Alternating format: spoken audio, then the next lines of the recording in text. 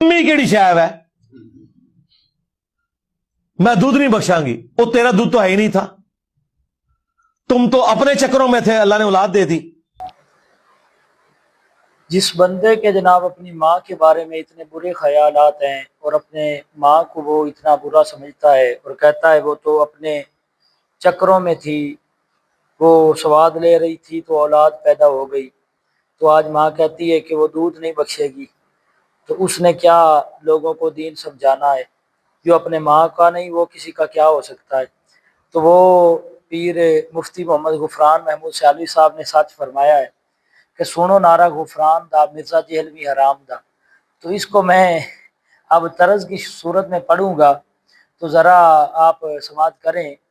आप फरमाते हैं कि सुनो नारा गुफरान दा, सुनो नारा गुफरान दा, मिर्ज़ा जहलवी हराम दा।